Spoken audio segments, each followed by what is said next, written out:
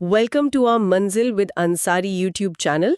अगर आप competitive exams की तैयारी कर रहे हैं तो ये क्लास आपके लिए बहुत इंपॉर्टेंट होने वाली है। आज हम पढ़ने जा रहे हैं प्राचीन भारत का इतिहास, जिसमें हम प्रागैतिहासिक काल को समझेंगे। इस टॉपिक को हम slide wise step by step समझेंगे।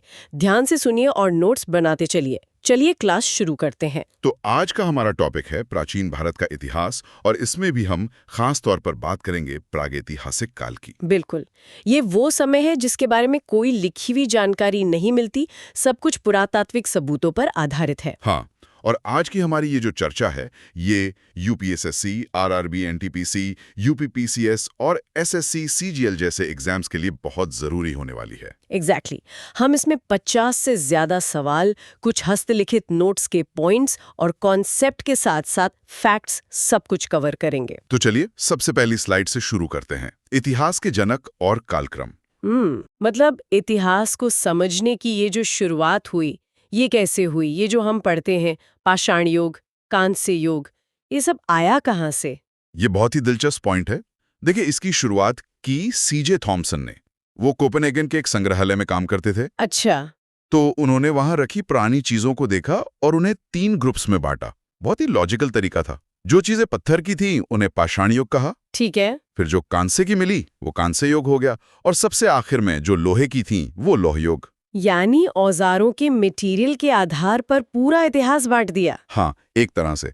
और अगर हम भारत की बात करें तो यहाँ भारतीय प्रागैतिहासिक पुरातत्व का जनक रॉबर्ट ब्रूस फूट को माना जाता है। रॉबर्ट ब्रूस फुट, और इनके बारे में एक बहुत जरूरी फैक्ट है जो अक्सर एग्जाम्स में आता है। बिल्कुल, वो ये कि वो पेशे से पुरातत्वविद नहीं बल्कि एक भूगर्भ वैज्ञानिक मतलब जियोलॉजिस्ट थे। राइट। और उन्हें 1863 में मद्रास के पास पल्लवरम से पहली हस्तकुठार मतलब एक हैंड एक्स मिली थी। ये भारत में पहली बड़ी खोज थी। कमाल है। और इसी में एक और नाम आता है डॉक्टर वीएस वाकनकर का। हाँ, वाकनकर जी का। उन्होंने 1957 में भीमबेटका की खोज की थी, जिसके बारे में हम आगे विस्तार से बात करेंगे। ठीक है, तो चलिए अब कहानी के पहले अध्याय पर चलते हैं। हमारी अगली स्लाइड है पुरा पाषाण काल, मानव का उदय। The palaeolithic as. ये वो दौर है जो भारत में इंसान के होने का पहला पक्का सबूत मिला। और वो कहाँ से मिला? ये मिला हथनोरा से। हथनोरा मध्य प्रदेश में नर्मदा घाटी में एक जगह है। अच्छा। वहां 1982 में डॉक्टर अरुण सोनाकिया को एक मानव खोपड़ी का जीवाश्म मिला। इसे नर्मदा मानव कहा गया, और ये एक होमो इरेक्टस की खोपड़ी है। और इसका महत्व क्या है? इसका महत्व ये है कि ये दक्षिण एशिया में मिला सबसे पुराना मानव जीवाश्म है। ये भारत में मानव की कहानी को लाखों साल पीछे ले जाता है। तो हम कह सकते हैं कि भारत में पहला मानव जीवाश्म हथनोरा से मिला। इसीलिए इन्हें कोर टूल्स कहते हैं। ठीक है, तो ये था पुरा पाषाण काल। लेकिन फिर एक बड़ा बदलाव आया। अगली स्लाइड, मध्य पाषाण काल, पशुपालन की शुरुआत। हाँ, मेसोलिथिक एज। ये एक ट्रांजिशनल फेज था। इस समय तकनीक में एक बहुत बड़ा बदलाव आया। वो क्या था? वो था माइक्रोलिथ्स का आविष्कार। माइक्रोलिथ्स मतलब सूक्ष्म पाषाण।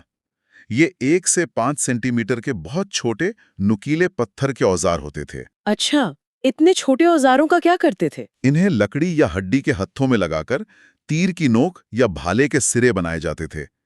इससे शिकार करना ज्यादा कुशल और सुरक्षित हो गया। और इसी दौर में जीवन शैली में भी एक बड़ा बदलाव आया। हाँ, सबसे बड़ा बदलाव। इंसान अब सिर्फ शिकारी नहीं रहा, वो शिकार से पशुपालन की ओर बढ़ा। हर्डिंग शुरू हुई। और पशुपालन के सबसे पुराने सबूत हमें कहाँ से मिलते हैं? जो भारत का सबसे बड़ा मध्य पाषाण स्थल भी है, बागोर, राजस्थान, और दूसरा है आदमगढ़, मध्य प्रदेश में। इन दोनों जगहों से पशुपालन के प्राचीनतम साक्ष्य मिले हैं। ये एग्जाम के लिए बहुत इंपॉर्टेंट पॉइंट है। बिल्कुल।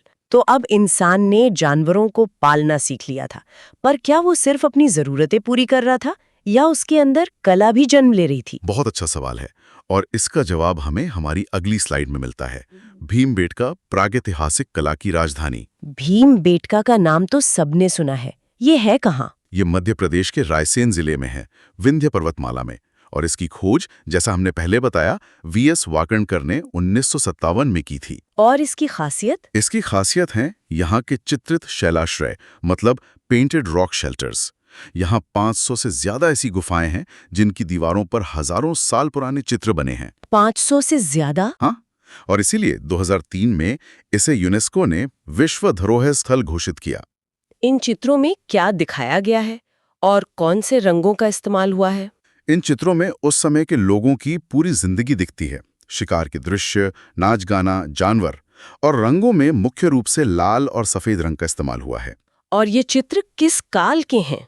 यही तो सबसे हैरान करने वाली बात है। यहाँ चित्र पुरापाषाण काल से लेकर ऐतिहासिक काल तक, मतलब लगातार हजारों सालों तक बनते रहे। ये एक जीती जागती टाइमलाइन है। वाह! चलिए अब जिंदगी से मौत की तरफ चलते हैं। अगली स्लाइड है समाधान और कंकाल, और इसमें उत्तर प्रदेश पर खास ध्यान दिया गया है। हाँ, यूपी में कुछ मध्य पाषाण स्थल इस मामले में बहुत यूनिक जानकारी देते हैं। जैसे कि दमदमा। बिल्कुल, दमदमा में एक ही कब्र में 3 मानव कंकाल एक साथ दफनाए हुए मिले हैं।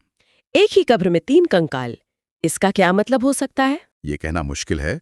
शायद कोई रस्म रही हो, या हो सकता है एक ही परिवार के लोग हों जिनकी एक साथ मृत्यु हुई हो।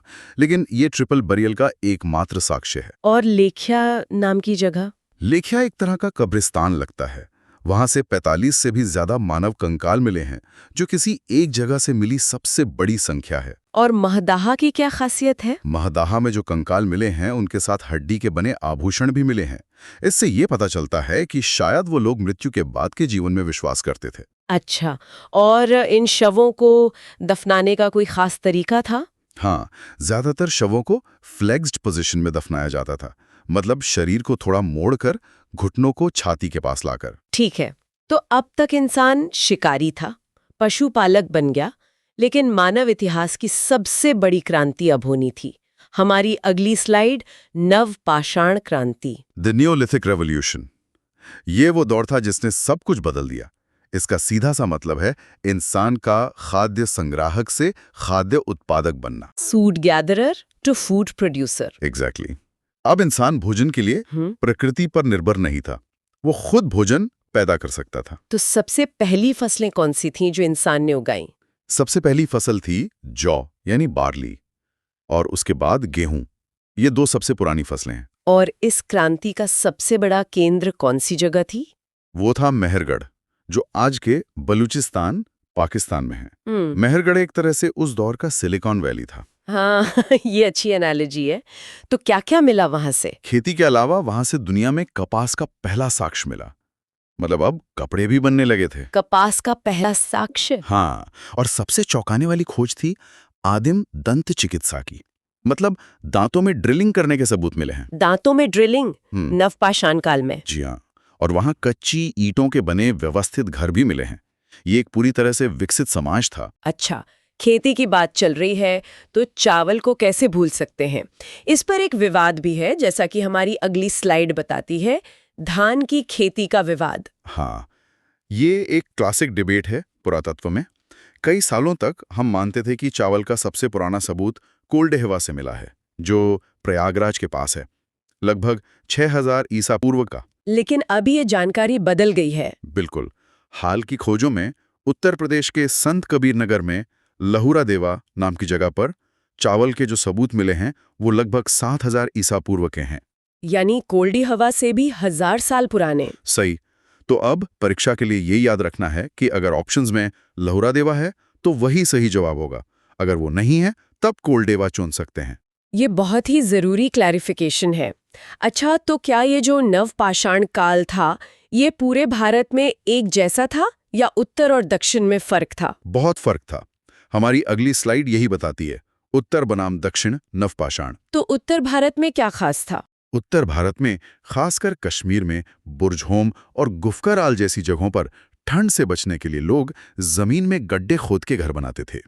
इन्हें गर्त निवास या पिट ड्वेलिंग्स कहते हैं। और बुर्जहोम से तो वो बहुत ही खास सबूत मिला है, मालिक के साथ दफनाए गए कुत्ते का। हाँ, ये इंसान और जानवर के बीच के गहरे रिश्ते का शायद सबसे पुराना और सबसे मार्मिक सबूत है। और इसके मुकाबले दक्षिण भारत में क्या हो रहा था? दक्षिण भारत की संस्कृति पशुपालन पर ज्यादा केंद्रित थी।